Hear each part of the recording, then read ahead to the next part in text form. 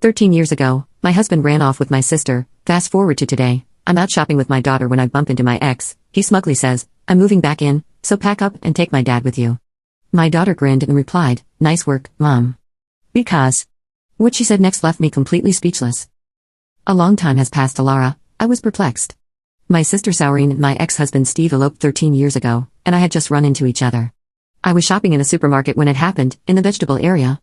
Mira, my daughter who doesn't remember having Steve as a father, stood next to me and observed both of us with interest. I made an effort to ignore him and go on. I started to walk away, but Steve grabbed my wrist and held on tight, saying, "Wait, listen to me." Mira kept her perplexed expression on my face as Steve, who was still holding on to my wrist, started to tell me why he had come back to town. To put it briefly, he ran out of money and returned to me, his ex-wife, asking for financial assistance. A sad tale. Well, please release my hand. I take assuming you're still residing at my parents' house with that old man. It's unbelievable to me. You know we're divorced. He has been supporting us and feels accountable for your allotment. Avoid making fun of him anyhow. Could you please take the elderly guy and go since Saurine and I will now be residing at the house. I stared at Steve as I released his hold. Steve ignored my furious look and joked, "I'll be in touch," before turning to go. Mira gave me a smile after observing his receding shape. "You did it, Mom." "Mom, Laura is my name." My union with Steve resembled a stipend. Steve's mother had already died away, and our marriage was contingent upon living with his father. We were fortunate to have a child not long after we began our new life. We gave her the name Mira, and as we showered her with love, our lives were full of happiness. Though I was delighted, running away together was never anything to be proud of. We decided to take a trip and left Mira with her grandfather, to whom Mira was quite close. When she turned 3 and things had calmed down a little, it was an uncommon vehicle excursion, and not only Steve went along, but my sister Saurine did too. I am quite excited to travel. Steve has such a soothing and easy driving style. With the window open, Saurine seated in the rear seat grinned broadly. Steve grinned back from behind the wheel, naturally loving Saurine, referred to Steve by his first name and grew quite close to him. I had gone beyond with the travel fees, which Steve paid for in full because she is my dear sister. While strolling around the tourist attractions, Saurine and I had a great time joking with Steve. Saurine and I rested on a seat to collect our breath while Steve went to the restroom in a little alleyway off the busy retail area. I'm grateful, Alara. It was intended to be a trip for just the two of you, but you welcomed me along. It's all right. Steve seemed to enjoy you as well. I see, that's fortunate. In that case, Saurine pulled her long hair back, and I could smell something pleasant. Observing my vacant stare, Saurine gave me a soft grin. Are you fond of it? The smell you gave me is my favorite. She opened her suitcase and pulled out a bottle of perfume. Because I was strapped on cash, I had given her a basic birthday present and fragrance mist. I simply filled a store-bought spray bottle with distilled water, diluting the essential oil I felt would work best for Saurine. But Saurine had been overjoyed, referring to it as a unique object meant only for her. I'm happy you enjoy it, Alara. You've always had excellent taste. You have always made wise decisions. Going back a long distance, looking down, I was a little ashamed. I had no idea Saurine felt that way about me. To me, you've always been an inspiration, even though your parents think you turned into a horrible girl. Her statement seemed a little out of place, which alarmed me a little. Perhaps I felt she was going to give her something. Tell me if you ever need assistance. Steve and I will support you no matter what.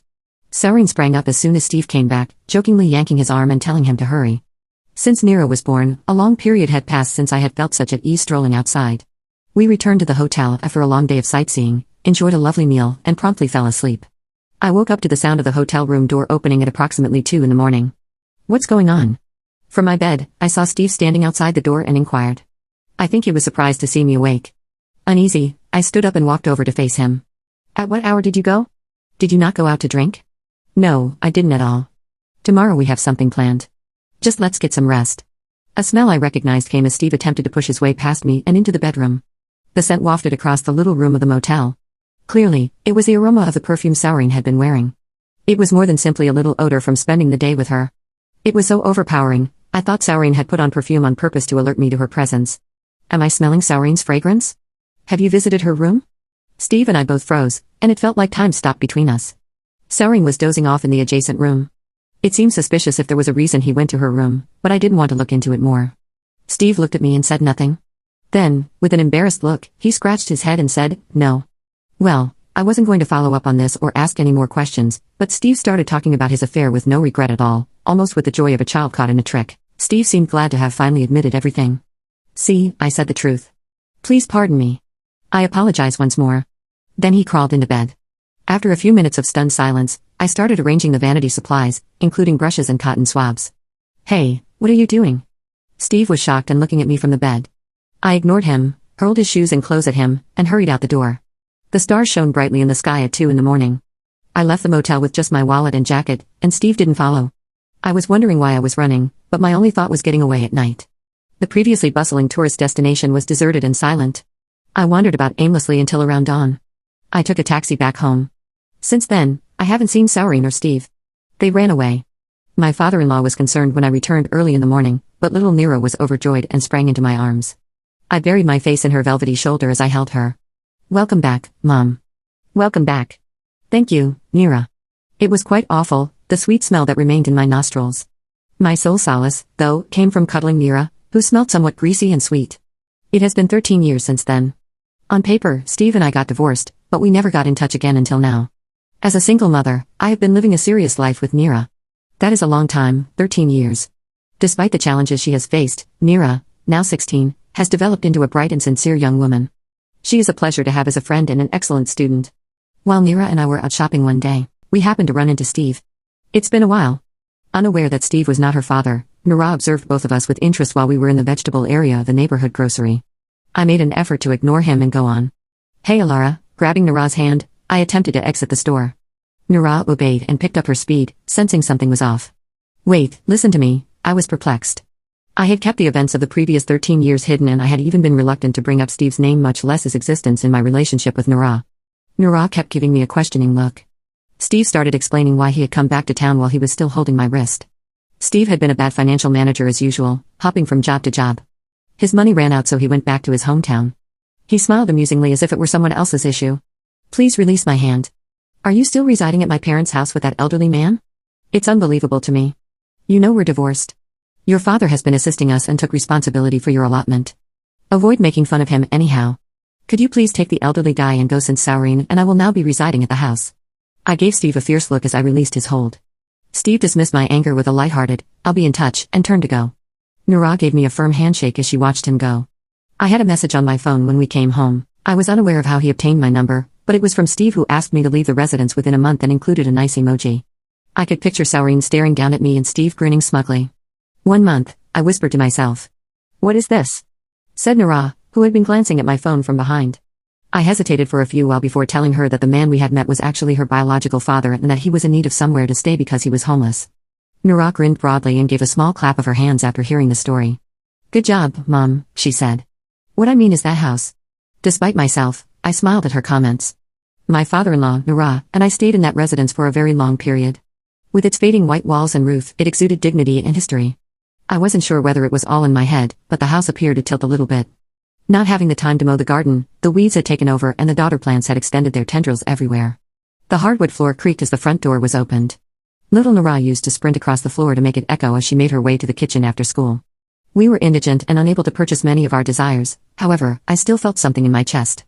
I wanted to please Nira and myself so much. It had been a month after my 13-year reunion with Steve when my phone rang. Steve's name appeared on the screen. I inhaled deeply before responding. "Alara, hello. There is a problem with the home key. Do you not have a home? It has been unoccupied for the past 5 years. I'm unable to open it for you since the real estate business keeps track of the keys. What are you trying to say then? Where do you now reside?" I silently closed my eyes and refrained from responding to that query. I recalled my father-in-law kneeling low and crying when Steve and I were divorced. He gave financial help and expressed his heartfelt apologies for what his son had done. I didn't have a reliable job at the time, so I started working at the sheet metal plant Dad operated in the neighborhood. Only a small number of people worked there, and the plant was a big company subcontractor.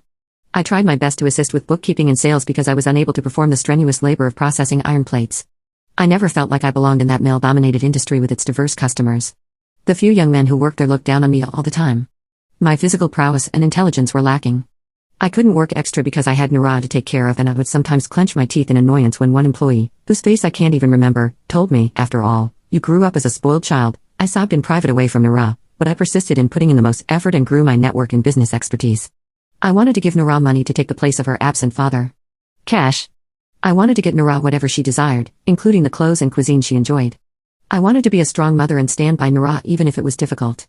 The company's management eventually saw a major improvement in the sheet metal business. I created a system that facilitated accurate processing and speedy delivery. I currently have a prominent position in the organization. I've had a secure financial existence for the past 5 years, and I reside in a 5-star condominium with a concierge. Nora and I had not originally intended to live in such an opulent home. However, after moving in with us, my father-in-law said to me, "Alara, I really appreciate all you've done up to this point. I'm really grateful to you." "It's not like I should be appreciative that they hired me after divorcing Steve and being cut off from him," I replied. My father-in-law put out a proposition one day. A high-end condominium was planned for the area. He wanted to provide us a unit as a thank you for all of my assistance with the firm and with his personal life. "From now on, you and Nora should live together," he said. "That is excessive. I intend to remain in this house indefinitely," I replied. My in-law gave a headshake. I was a little worried about his personal life as he got older. He grinned, figuring I would be worried, and offered to purchase me a separate condo within the same building to reside in. "Now this house is rather ancient. Nora has to feel ashamed," he said. "Never fear," I replied. "I consider the expense of coming-of-age ceremonies, college tuition, and so on. I don't worry about my finances. I'm not unhappy with the life we lead right now. Nora probably thinks the same thing." I am aware, however, the home was really old, in particular the outside was in horrible shape with peeling white paint, giving it a horrible appearance. Probably to avoid embarrassing herself, Nora never brought friends home. I ought to have made my decision earlier. I didn't pay enough attention to our daily life since I was too preoccupied with my profession. My father-in-law and I never had an easy ride. The management of the corporation had periods of instability, employee accidents, and client bankruptcies cost us jobs. But no matter how difficult things were, we overcame them as a team, encouraging one another. There was more to our connection than merely employer and employee. We grew close and triumphed over adversity as a team. "All right, I would be thrilled to purchase the condo if it were for Nora and me," I said. "I'm grateful." "Yes, you both have my sincere gratitude. However, I have one requirement," he replied. My requirement was that we share a condo instead of living in separate rooms.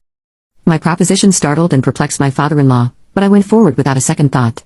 It's wonderful to move into a new comfortable home, but we are family, so living together is natural. "Alara, you are incredibly generous. However, since Nora is fatherless, she needs a grandfather. Please move in with us for Nora's sake. I've always wanted to give back to my father-in-law, who gave her and I such much support after Steve left us." Factory management was never simple.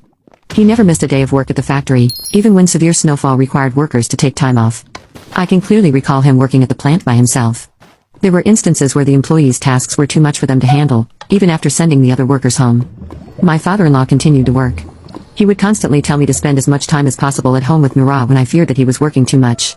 "Remain calm," he would say. "Tell me if you need money." He never failed to support our living arrangement as he had promised. He also encouraged me to go to Nora's school functions in an effort to prevent her from feeling alone since she was fatherless. "It's going well today. It's just a day for sports. I've never really participated before. Attend Nora's function. Put your job aside." Even though I knew my aging father-in-law was working hard at his job, he never let me see it and always maintained his composure. I watched Nora waving at me with a wide smile during the sports day as she ran hard on the energetic field. I've always wanted to give my father-in-law back for all of his help. He was silent at first at my offer, but then he sighed and rested a kind hand on my shoulder. "I may not be able to help you and Nora for very long since I'm becoming older," he said. "You've given us more than enough support. It's my turn to lend help now. I might eventually end up becoming a burden for you and Nora." I fixed my gaze on his eyes. Feelings were not expressed for Nora and myself. He was a priceless and indispensable family member. "Please live with us for Nora's sake," I pleaded. "I'm powerless to say no if you bring up Nora." "However," he replied, "she does in fact require her granddad." "Alara, you make a fantastic salesperson." "I'm grateful," he said sincerely. "I'm grateful." So, my father-in-law, Nora, and I moved into the opulent condominium and began our new lives. It has been 5 years since then. The ancient house is deserted where we used to spend a lot of time. My father-in-law would sometimes bemoan the fact that no new people had moved in when he would walk by it. It hurt to see the house turn into a ruin, even if a real estate business had been given responsibility for it. Nora was thrilled for Steve when she learned that he intended to go there since she understood how he felt. However, Steve was ignorant of the circumstances. After being abandoned for 5 years, the house had become a complete disaster with major damage to the roof and walls. We were told by the real estate business that it would be demolished shortly. "Hey, do you hear me?" Steve screamed angrily on the other end of the telephone. "This dirty dwelling is unlivable for me. Where does Nora reside?" I gave an explanation of the circumstances.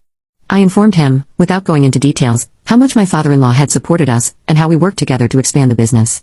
We also told him that we were now living in a condominium. "So, you're staying with that rich old man for financial gain?" Steve practically shouted out. "This is absurd. I have rights to the business as his son. I'm going to step in and take command."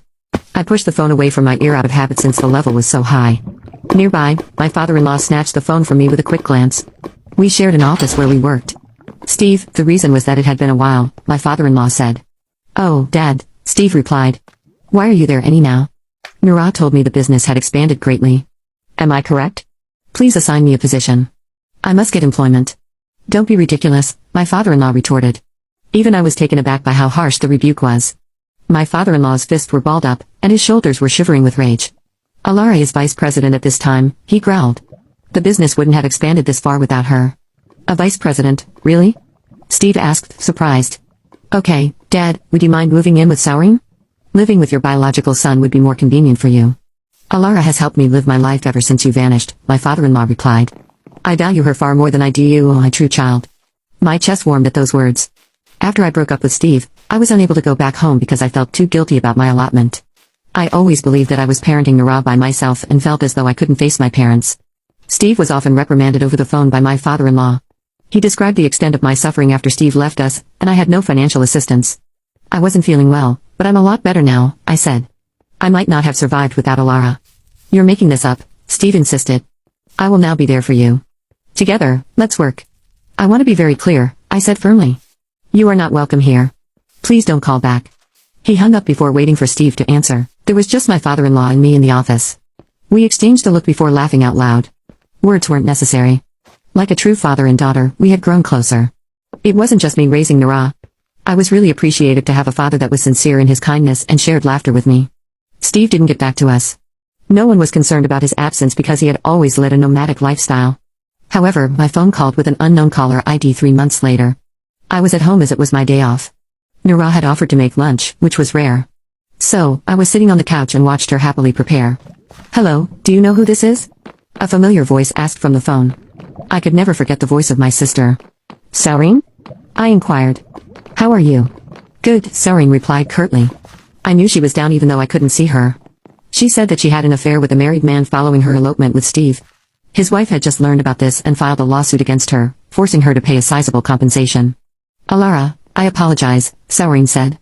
Although I realize I'm not in a position to ask, will you kindly assist me? I understand your feelings, I replied, but I can't help you. Not at all. How about our relationship? She asked. You promised to support me no matter what. Yes, in any situation, I replied. My dear family is you. However, my family was now much more essential to me. Nura arrived at the table from the kitchen with the exquisitely arranged spaghetti with a smile. My father-in-law set out forks and beverages. My father-in-law and Nura silently linked hands and began eating the pasta when they saw me on the phone. My stomach began to growl as the room filled with the subtle smell of garlic. I see right now there's no easy assistance, I said. You're correct, Alara, Saurine replied. You are loved, so I wanted to be like you. I doubt I'll ever get the full significance of what Saurine said, I thought to myself. Did Saurine have a life similar to mine when she eloped with Steve? What sort of existence is that? To pretend I didn't feel resentment towards Saurine for taking Steve away would be a lie. She was still my sister, though. She was my sister, and I wanted the best for her. My parents informed me that Steve and Saurine had separated a few years later. My in-law went into retirement. I was promoted from vice president to president based on his glowing recommendation. It's difficult to be a female president in a field where men predominate. However, the young men who used to work with me at the tiny plant are the ones that support me. I now have a busy yet contented life now that I live for work. Would my parents, who opposed my allotment and subsequent divorce, accept me? Will they lament my life's journey of several decisions? All the decisions I've made throughout my life have not been mistakes. I hope to take Nura to see my parents someday. Dad, will you give me praise then?